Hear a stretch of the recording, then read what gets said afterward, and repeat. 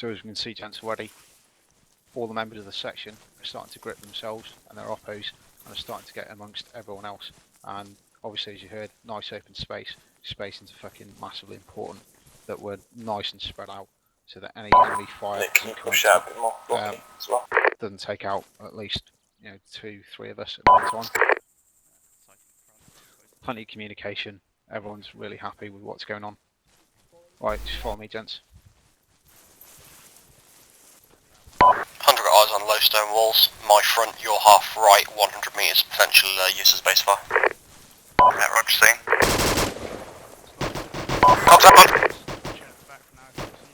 Right, as you can see now, gents. Can everyone hear me around here? Yep. Right, as you can see now. Anyone seen? One section. Section's coming to contact. Barn, press it, rapid fire. They've gone into a baseline, and now someone's given a target indication of where the enemy is. 2IC is starting to... One section, sighting base of barn, low stone walls, enemy fire team. And just to reiterate it, there we go with the section commander doing it as well. It's now the enemy that are being suppressed by the entire section. Right, at this point, gents, what the section commander needs to do is tell the 2IC to take over command of the battle. Kielson, take over. Roger. Let's give it another 10 seconds of rapid and drop down to deliberate. At this point then, the section commander is going to think about what he can do to kill the enemy and the way he can go about killing the enemy. As I said, there's 2 methods that we can use. We can either roll over the objective as an entire section, or if possible we can flank the enemy position using a single fire team. So down the team, just cease fire.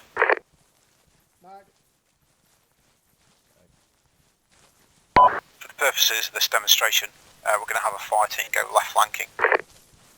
Some things to think about when we're going to go flanking is there anything that we can use on the terrain to our advantage to actually close with the enemy relatively unseen.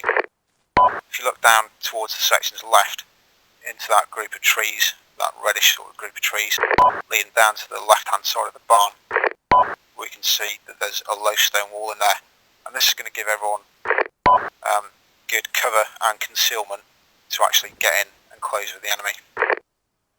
To do this then, the section commander is going to have to peel one of his fire teams, generally his Charlie fire team, towards the, that cover that he can see. He's going to have to peel left. Obviously when he's doing this, he needs to ensure that there's plenty of fire going down from his fire support. So again, the rate of fire is going to have to be upped by the 2IC. So if Hannah, you can crack on with that and take your fire team left flanking. Yeah, roger. Okay, let's go live again. What else do we have in our box Keep it deliberate for the moment.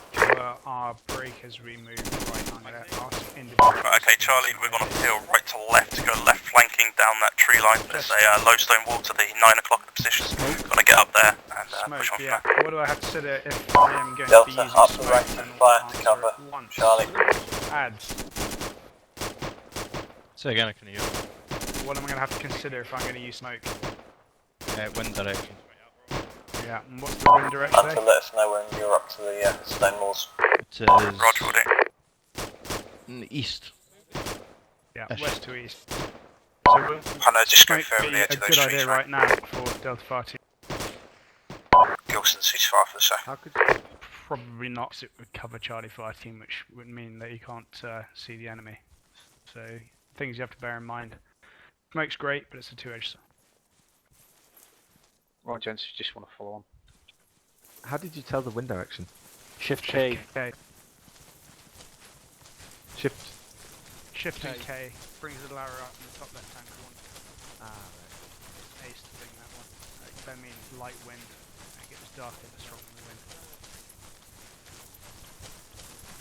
So a light yellow, a light wind would basically put smoke right over the cross of your Charlie Fire Team, which would be bad. Normally you wouldn't want to do it. Yeah, I guess we should actually say everything in comms always, so they can hear up there. That would make Oh, sense. and then I look to my left and the right, Snuck up on by the platoon. and I'm watching the flank as well, shame on me. Yeah, joking. Okay, gents, so while the Delta Fire Team, or potentially an entire section, is suppressing the enemy position, the assaulting section, or the assaulting fire team in this case, is then going to push into the cover that the section commander has seen. They're going to start moving down and putting pressure on the enemy position. Obviously the key thing to this is to get as close to the enemy as possible without actually being seen. Using foliage, using buildings, using things like low stone walls. These are all things that can conceal us from the enemy, and in the case of hard objects like walls and buildings, provide cover from fire as well, so they give us a bit of protection. So Hunter, if you want to push down just towards the first set of low stone walls.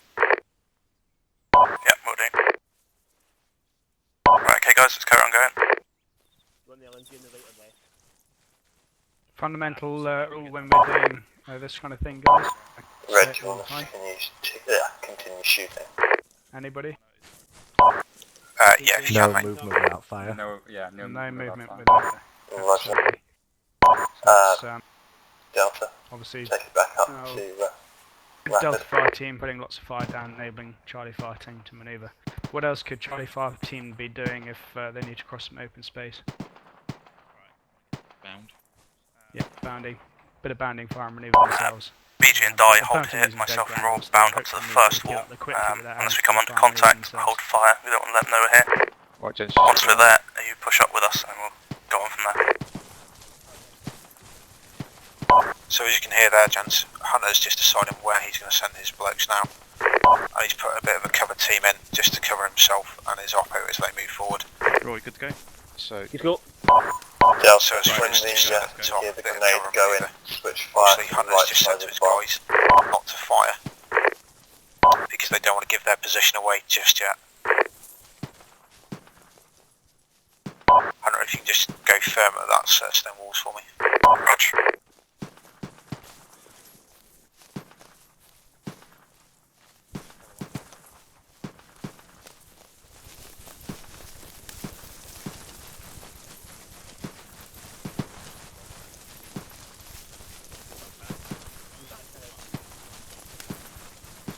yeah, get them down here, mate. Okay, BG and Die, pick it up to us, mate. Mm-hmm. Just dress back a bit, guys, and let the other two come in. Right, roll mate, if you shuffle left a bit, I'm gonna get a Die and BG out.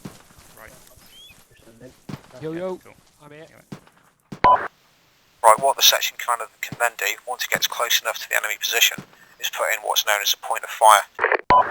Basically this is just another fire support element of his, utilising generally his UGL in his fire team and his LMG gunner to provide maximum weight of fire on the enemy. Because if you think you're being suppressed from one position and you've seen where you're being suppressed from, you can still potentially look out left and right from whatever cover you're in.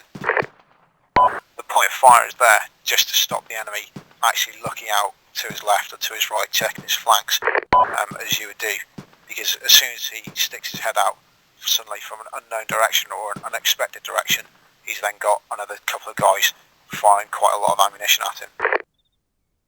This then allows the section commander and his grenadier to move closer to the objective to a point where they can actually launch their assault.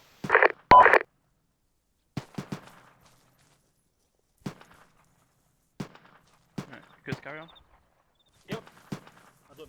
I'm red. Cool beans. No, that's right, mate. BG's got that UGL. Okay, I think Charlie, we're fine with LMG and UGL, hold up here. Myself and Raw are gonna push forward one bound, about halfway, get a grenade in, then push through the position. So Charlie, support team, rapid fire. Don't forget to Delta, rapid fire. Yeah. Switch fire will be on the grenade block. Roger. Right, mate. So as you just heard there, Hunter has just told his Delta fire team or his fire support they're going to switch fire when they see a grenade explode. Other things we can use, at night we can use silooms or IR strobes. We can also use smoke in the day, so if we have coloured smoke, nice bright coloured Switch smoke, fire, we switch can fire use right. that.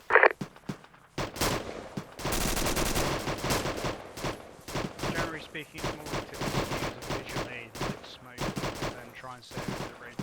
What the? Because get the shot from the assault. Position clear, ceasefire, ceasefire. Always try and use visual cross. Okay, section, push up via the proven route. The reorg will be on the far side of the barn in the tree line. Roger. Rest takes off.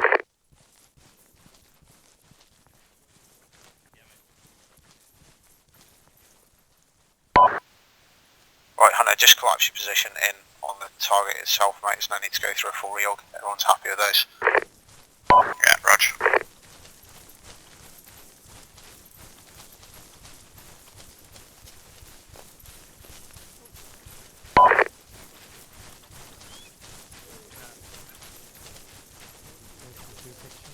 I know.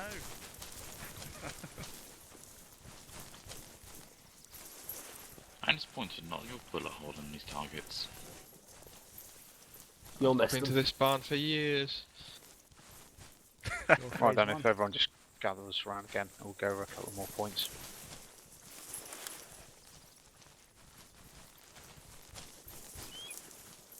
Right, as we always stress when we're doing this sort of thing, either in training like this or actually in missions, it's vital that we get these little things right. Starting from when we're doing it in a non-lethal environment, i.e. the targets aren't firing back at us, because as soon as we add that extra element in, that's when things start to unravel a bit, and by doing it properly now, we can alleviate some of the problems that are going to occur further down the line. So things that we can think about then is getting into that baseline really quickly. The quicker we've got everyone into one line, firing on the enemy, the quicker that we're going to suppress them, and the quicker that we're not, the quicker we're going to get out of any open killing space.